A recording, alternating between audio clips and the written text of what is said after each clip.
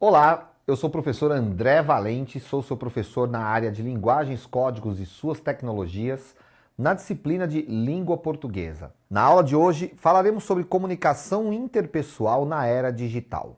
O que é a comunicação interpessoal e como ela vem sofrendo mudanças devido ao uso das novas tecnologias de informação e de comunicação. Vamos lá? Vamos relembrar aí o que é a comunicação. Quando nós falamos de comunicação, nós estamos falando de tornar comum uma informação. Então nós compartilhamos uma informação, um emissor emite a informação para um receptor e a ideia é que esse receptor compartilhe dessa informação, ou seja, entenda o que está sendo comunicado, entenda as intenções do enunciador e responda de forma positiva. Se for um pedido, que o pedido seja atendido, se for um conselho, que ele seja compreendido, enfim.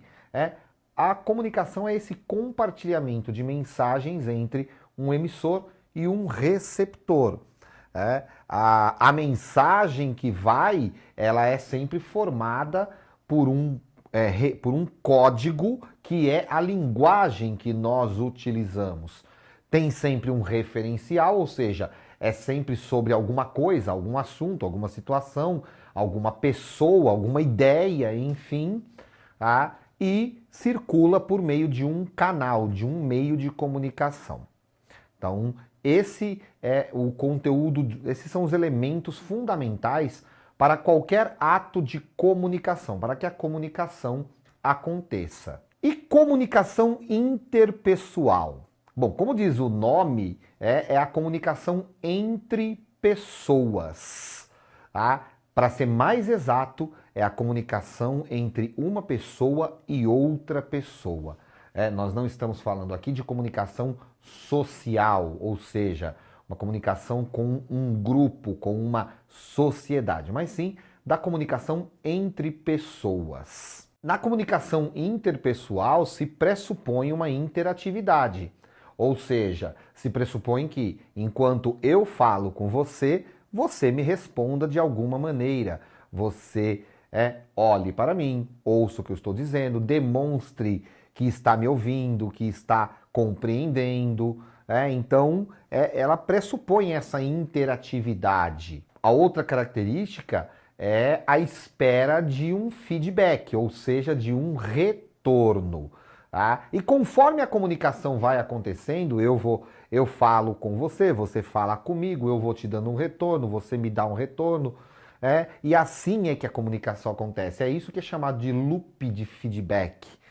Então é o feedback, é o retorno que vai e que volta, que vem e que vai.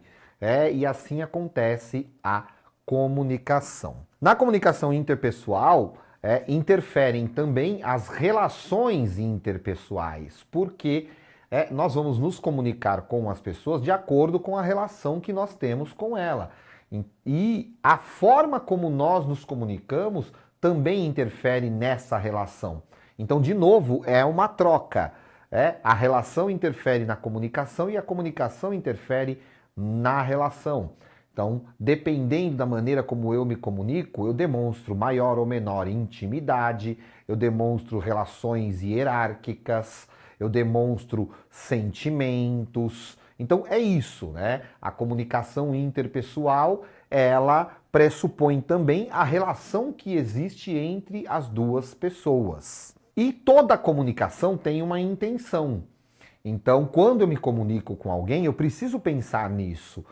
Eu tenho uma intenção. Eu preciso comunicar ao outro essa minha intenção. Pode ser que eu também não queira que o outro saiba da minha intenção. E isso também é uma intenção, ou seja, omitir o que eu quero, transmitir apenas aquilo que me interessa. É isso que se faz na ironia, é isso que se faz muitas vezes na dissimulação, é isso que se faz quando nós queremos fazer uma surpresa para alguém. Nós não vamos dizer, olha, eu quero fazer uma surpresa para você, então eu vou esconder de você uma informação.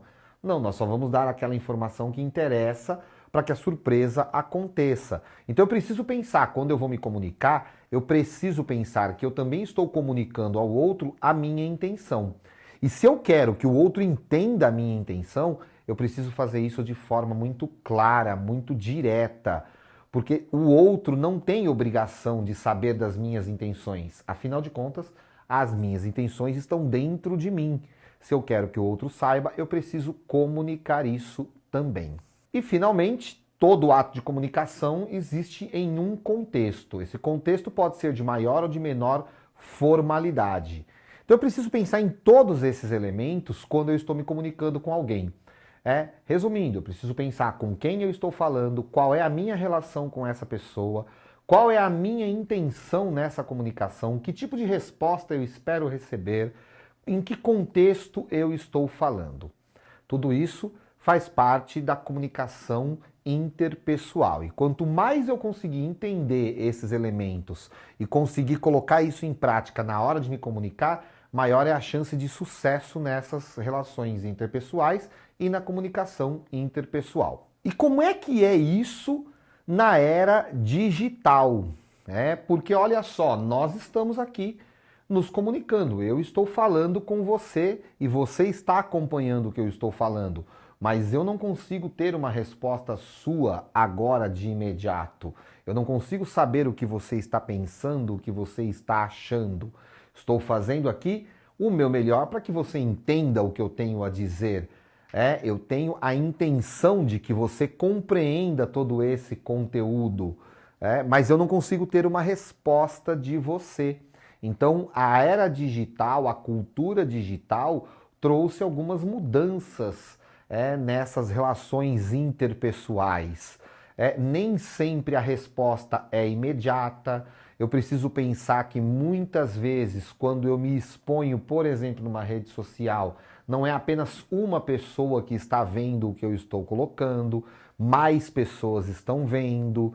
Então eu preciso lembrar quais são os fatores que fazem parte desse contexto, em que canal de comunicação eu estou, com quem eu estou me comunicando, para que eu possa modular a minha comunicação. A comunicação na era digital, ela acontece por meio de aparelhos digitais, de plataformas, através da rede mundial de computadores, que é a internet. E ela estabelece novas relações entre as pessoas. Muitas vezes eu não conheço a pessoa com quem eu estou interagindo, então eu preciso pensar nisso. Eu preciso pensar que eu estou falando com alguém que de repente me acompanha há muito tempo pelas redes sociais, ainda assim eu só conheço aquela pessoa virtualmente. Eu só conheço o que aquela pessoa expõe virtualmente. E eu preciso me lembrar disso. Até para evitar mal entendidos aí, para evitar que eu faça julgamento sobre essa pessoa. Por quê? Porque eu preciso lembrar que eu só conheço aquele ser que existe naquele mundo virtual, naquele mundo digital. Uma outra característica da comunicação na era digital é que os perfis eles podem ser adequados a determinadas situações. É o que nós chamamos aí de perfis nichados. São aqueles que atendem a um determinado nicho. Ou seja, eu tenho um determinado assunto, um determinado conteúdo e eu tenho um público que se interessa por aquele conteúdo daquela forma. Então eu vou pensar toda a minha comunicação a partir disso. Eu preciso pensar como eu me apresento, a maneira como eu falo, o que eu escrevo, o que eu publico. Por quê? Porque eu estou atendendo a um determinado público e eu estou me propondo a um determinado nicho. Então, se eu me proponho a isso, eu tenho que pensar toda a minha comunicação baseado nisso. Tá? A persona é outra característica. O que é a persona? A persona é como eu me apresento. Então, eu vou criar uma persona, ou seja, eu vou criar uma identidade para mim. Uma forma como eu serei visto nessa rede social, nessa comunicação, nesse perfil. E isso vai me trazer uma nova identidade, isso vai criar ali uma nova vida para mim. E eu preciso estar ciente disso porque toda a minha comunicação vai estar relacionada a isso também. E quando nós nos comunicamos nas redes sociais, nós estamos praticando a comunicação em massa. Então, apesar de cada pessoa que acessar o nosso perfil, que tiver contato com a gente, ser individual, e muitas vezes nós buscarmos fazer com que cada pessoa se sinta como se aquilo fosse feito para ela, a gente precisa lembrar que nós estamos falando para uma massa. E existe hoje uma preocupação que é a reumanização nas redes sociais. Porque até um tempo atrás era muito comum essa coisa bem artificial mesmo, de criar ali um personagem, uma figura muito idealizada. Começou-se a perceber que isso não era muito bom, que as pessoas queriam ver pessoas reais também, saber como essas pessoas pensam de verdade. Então hoje existe uma preocupação com uma reumanização. Em meio a tanta tecnologia, buscar ser o mais natural, o mais verdadeiro, o mais humano possível nessas redes, estabelecendo uma comunicação mais verdadeira que traz mais conforto, traz mais confiança, traz mais retorno positivo. E para isso é que criaram o slogan, pessoas seguem pessoas. Então mesmo que eu vá ter o meu perfil voltado para um nicho, mesmo que eu pense o meu perfil para um certo público, para um certo assunto, é preciso lembrar que as pessoas que estão acompanhando ali querem ver uma pessoa que tem algo a dizer sobre um determinado assunto. Então é preciso encontrar aí o equilíbrio entre o conteúdo que eu tenho para divulgar, o nicho que eu quero atender e a pessoa que eu sou. Quais são as características aí dessa comunicação na era digital? Bom, essa comunicação ela é híbrida, então ela pode ser presencial ou à distância, digital, online, virtual, enfim. Nós temos aí as várias formas de ter o contato com a outra pessoa. Por exemplo, é comum que grupos se organizem nas redes sociais por causa das ideias nas redes sociais, mas organizem encontros presenciais para que as pessoas possam trocar mais experiências. Então a comunicação hoje é híbrida. É uma comunicação multicanal, então ao mesmo tempo em que eu posso me comunicar utilizando um e-mail, eu posso usar um chat, eu posso usar um aplicativo de mensagem, eu posso fazer isso por uma rede social, eu posso fazer isso por uma plataforma, enfim, há inúmeros canais em que eu posso fazer a minha comunicação. Ela é dinâmica e líquida. O que quer dizer isso? Quer dizer que ela muda o tempo todo, tem sempre muita coisa acontecendo e por isso ela exige que a gente esteja sempre atento, que a gente esteja sempre prestando atenção nas tendências que estão acontecendo e tudo muda muito rápido. Então a liquidez é isso. Que para alguns é um problema, para outros, na verdade, é um estímulo à criatividade, à produtividade. Então depende aí, cada um pode pensar de uma maneira diferente. E uma linguagem híbrida, uma linguagem que vai misturar elementos verbais, a escrita, o áudio, a fala, e elementos não verbais. Então a própria imagem, a comunicação corporal, o visual do meu perfil, a identidade que eu coloco, uma possível marca. Então é uma comunicação hoje bastante diversificada. E chegamos aí ao final dessa nossa aula. Eu espero que você tenha gostado.